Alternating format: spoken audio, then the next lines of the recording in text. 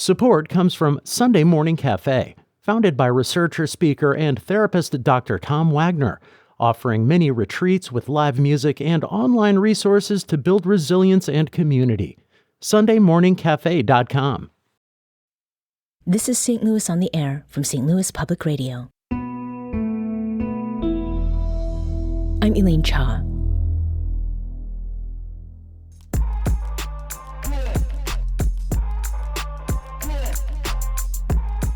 Where you were born and where you become who you are aren't always the same thing.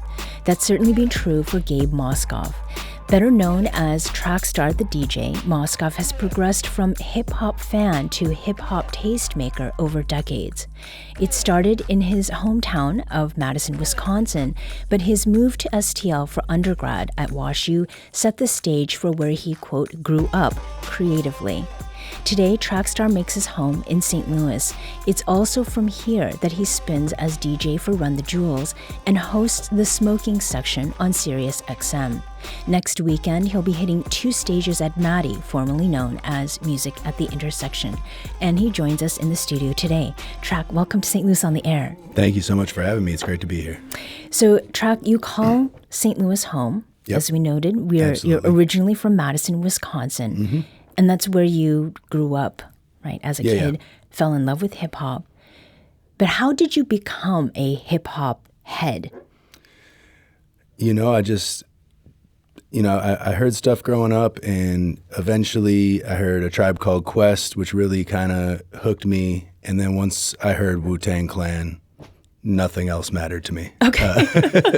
It really was absorbing the Wu-Tang Clan just kind of turned me the corner where I was like, okay, I like music, but I like rap music, And I was always a sports guy up till then, and that's kind of what turned my focus from sports more towards my passion for music. Oh, okay.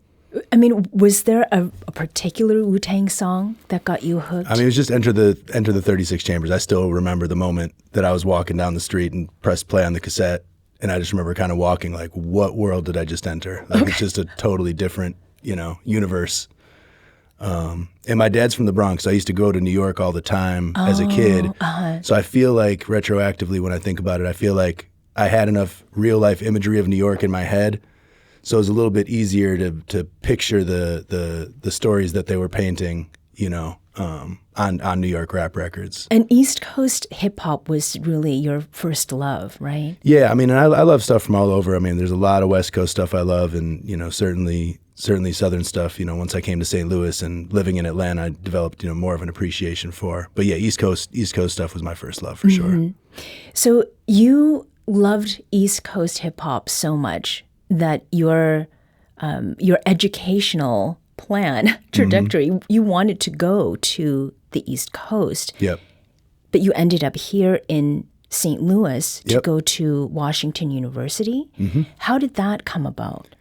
I applied to a few schools on the East Coast. None of them let me in. And my mom had suggested I apply to this school I never heard of called Washington University in St. Louis. And I did. And they let me in and gave me enough money that I could afford to come here. Yeah. And so that's where I ended up. What were your first impressions when you came to St. Louis as someone who was, a hip-hop head? Yeah. So funny enough, the summer before I came, after I decided to come, I was on this email list, and this is 1999, so this is early rap internet. But I was on this email listserv where I just said, hey, I'm about to move to St. Louis. I would love to learn. I don't know anything about the scene there. Does anyone know anything about the scene there? Just so I can get an idea.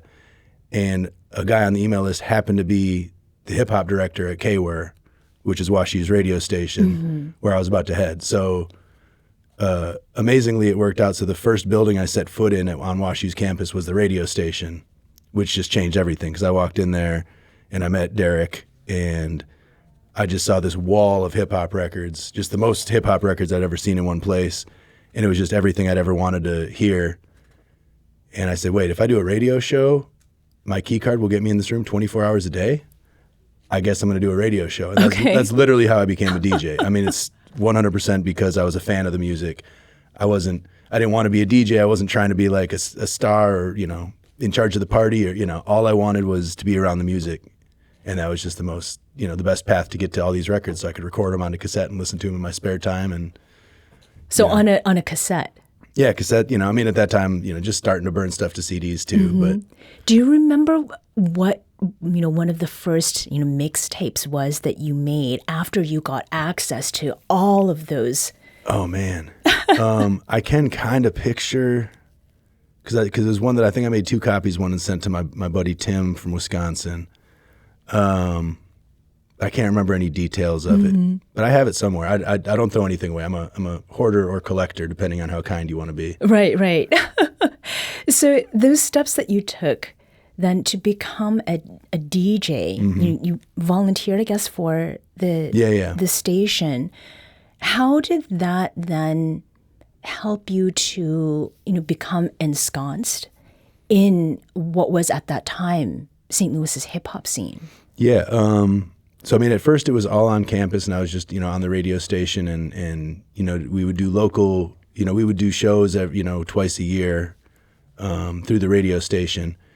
And so my first exposures was the guy who had the radio show right before me was a guy, Mike 2600, hosted by Randy Brewer. And through them, I met Bits and Pieces, which is a legendary local group. Rest in peace to Cat.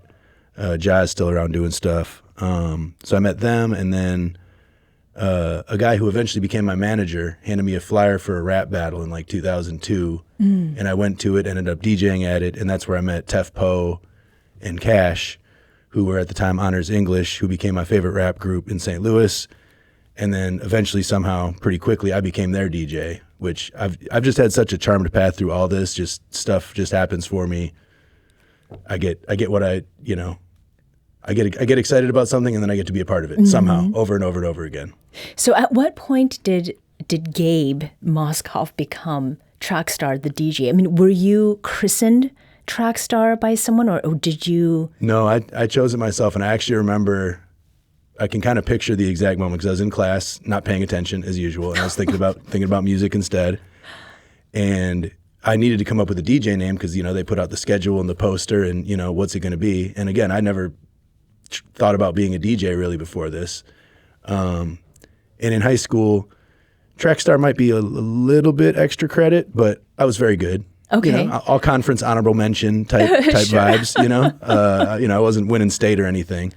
So I wasn't, Trackstar might be pushing it, but I was very good. Okay. And it just, the name hit me, and I was just like, the double entendre is perfect. Right. And track was such a big part of my identity in high school that, it was just perfect. And I've been very happy with it ever since. And then, through circumstances, I changed it from DJ Trackstar to Trackstar the DJ, and just to make it a little bit different. Yeah. Funny story behind that, but we don't need to. Are you sure? No, we don't need to. Okay. But yes, that's what it's been ever since, and people seem to love the name, and it's a good conversation starter. People like, did you really run track? And yeah, right. So you are known as Trackstar. Your professional rap fan resume is stacked. So if we go back to 2011, this is when you DJ'd for Killer Mike, became the official DJ for Run the Jewels a couple of years later in 2013. And since 2017, you've hosted the smoking section on SiriusXM's Shade 45, and you started your own apparel brand called Rap Fan in 2012. So you've done a lot here and across the nation. Yep. I also have a hip-hop swap meet that I do here that I've been doing for the last 4 years. Oh, yes. We'd love to check that out. A lot of endeavors. You are doing a lot for hip-hop culture in St. Louis. And yet, your debut production album was released just last year. It's called Killjoy. And it's by you and the hip-hop artist Damon, whom we've had in the studio, actually. I remember that interview. It was great. Let's hear one of the tracks from that album, Killjoy. This is All the Way Outside.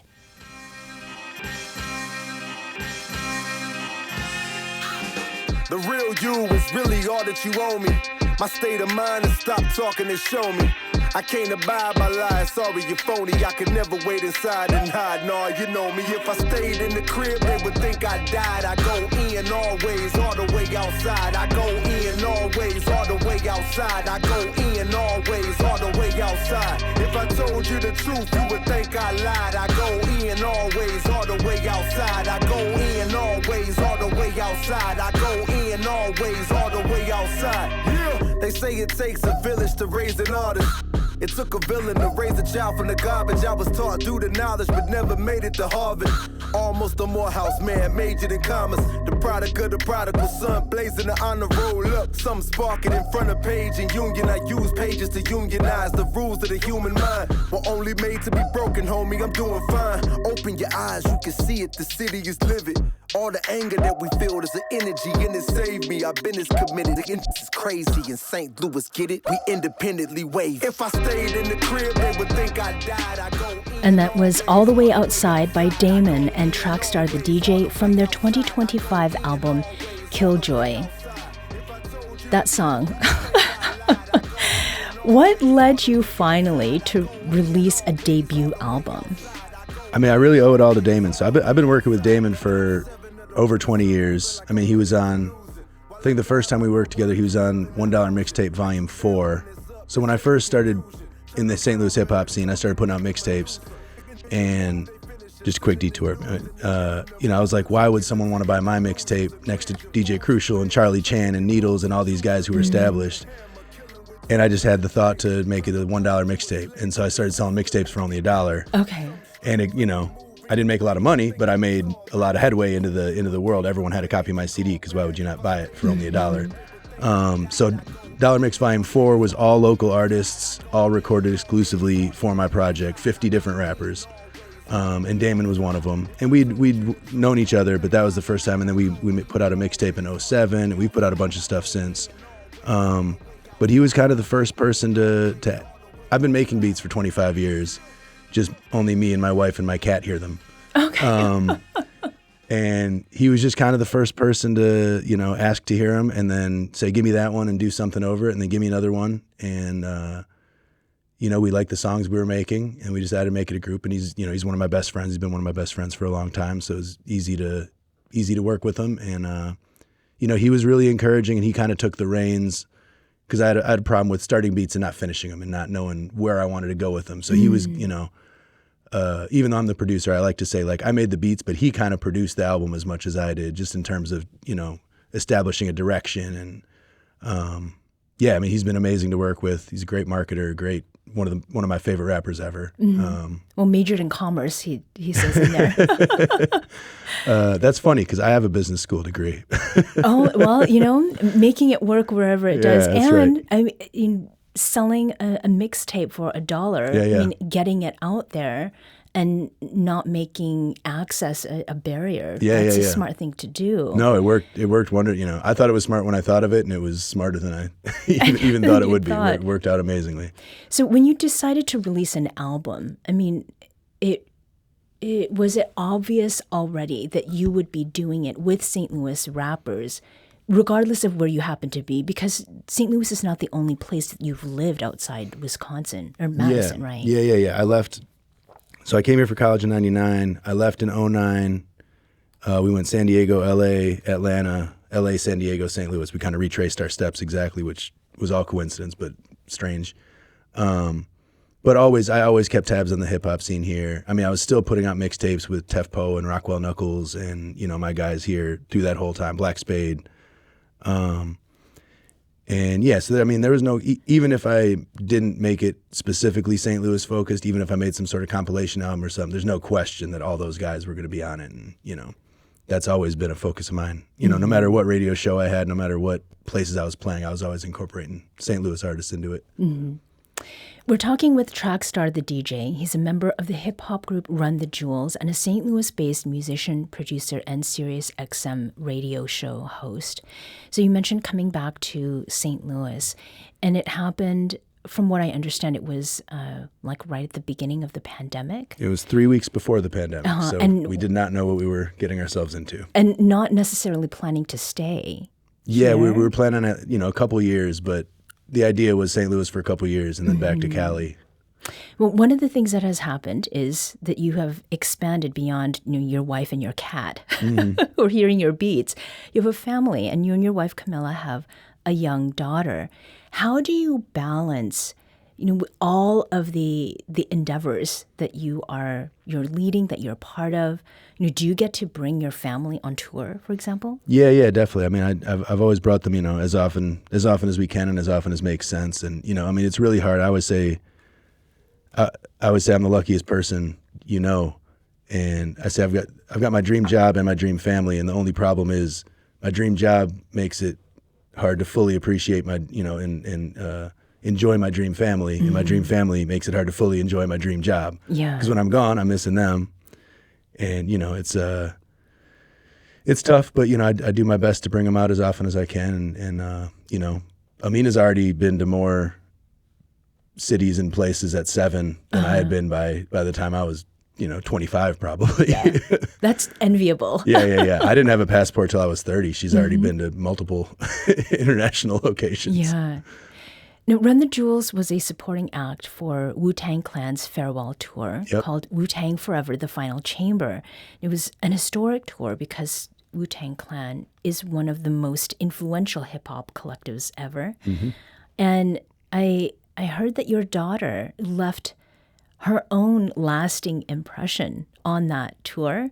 And for those who only know a little bit about Wu-Tang Clan, you should know that Wu-Tang Clan is for the children. Famously. Yes.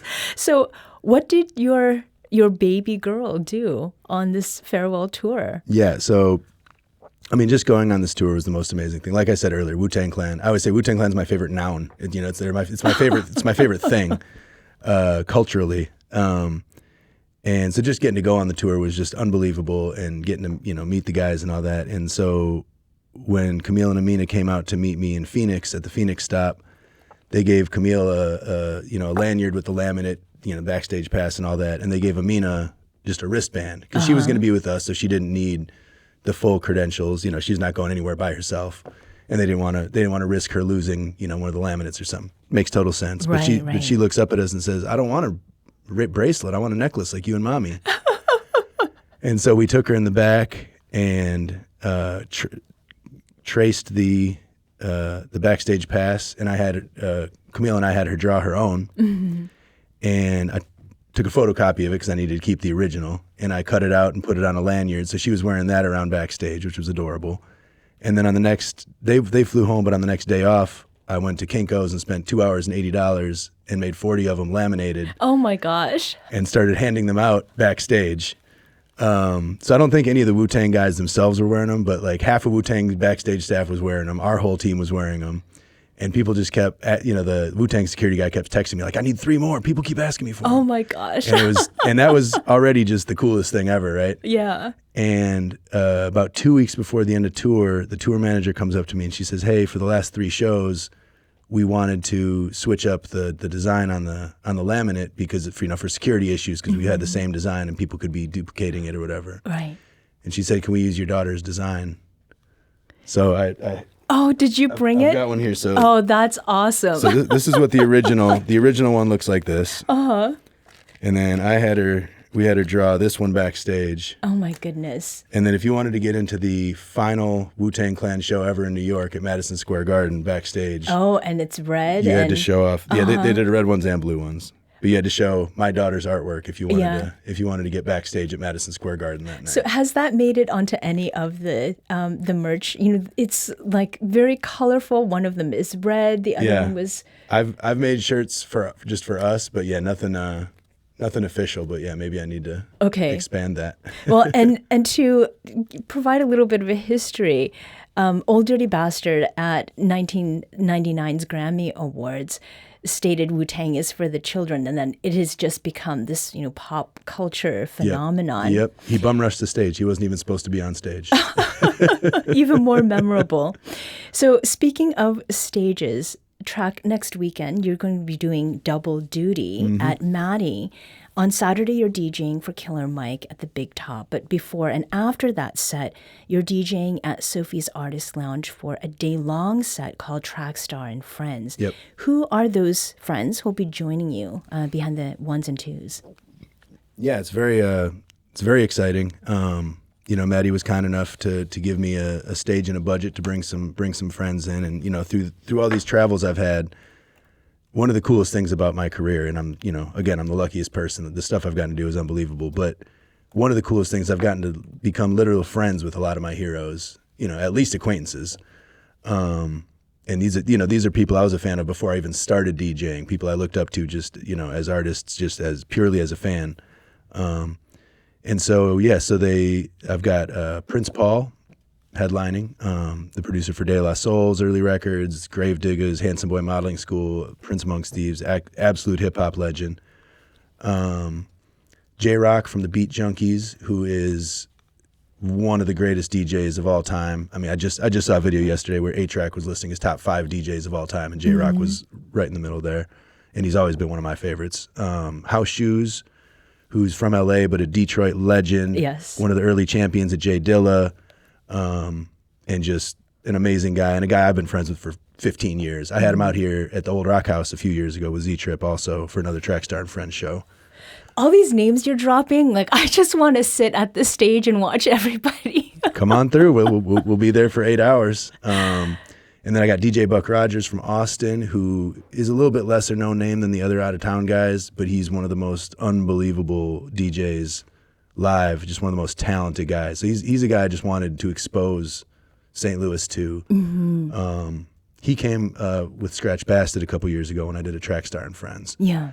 And then I've got my amazing St. Louis lineup, which I didn't even realize I did this, but I kind of put together the Science, the old Blueberry Hill Friday night hip hop night that was church for me for so many years. But I've got Radic Hi-Fi, formerly known as Chili C, James Biko, formerly known as DJ Needles, DJ Crucial, and Agile One, who were all four the main residents at the Science for years. And these are people that when I first started DJing, I was going and watching and learning from and absorbing their influences. And then I got DJ Cinnamon, who was one of the residents at the High Point with me many years ago, at the High Point Cafe, the legendary Monday night hip hop night, which was one of the most important parts of my life for many years. And then Superman DJ Speed, who is a newer friend. I didn't know him until relatively recently, but he's been doing an amazing job holding down the hip hop scene out here. And he ended up performing at the last Trackstar and Friends when someone dropped out, and he just did an amazing job. So I wanted to get him on here too. Mm-hmm. The last 15 seconds. Yes. What are you most excited about for Maddie? Oh man, I just love bringing top flight out of town DJ talent to St. Louis, because it doesn't happen enough in the hip hop realm. And then also getting those DJs a chance to see the St. Louis DJs, because I've always said the St. Louis DJ scene is, on par with a lot of, we're just not known. Like I always tell people, I'm like the 62nd best DJ here. Like, so I just love exposing all the talent we have here. Trackstar the DJ is a member of the hip-hop group Run the Jewels and a St. Louis-based musician, producer, and Sirius XM radio show host. Thank you so much for joining us today. Thank you. This is amazing.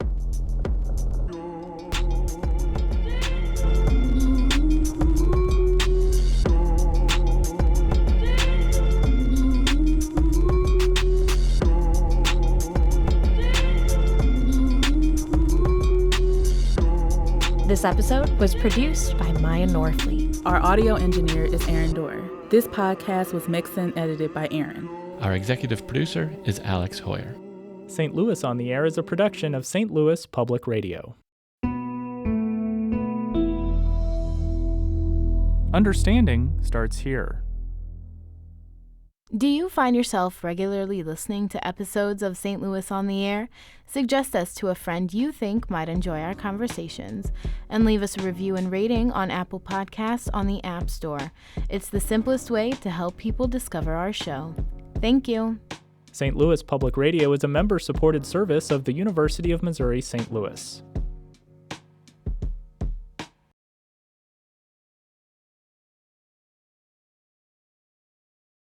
Hi, I'm Laura Hamden, and my colleague Jessica Rogan and I are your daily hosts of the Gateway newsletter. We meet with the editors in the STLPR newsroom every weekday to bring you the top local stories of the day in a quick and easy 6-minute read by 6 a.m. In an age of overwhelm, it's a refreshing, thoughtful take on the news day, if we do say so ourselves. Fine-tune your daily news habit with the Gateway newsletter. Subscribe at stlpr.org/gateway.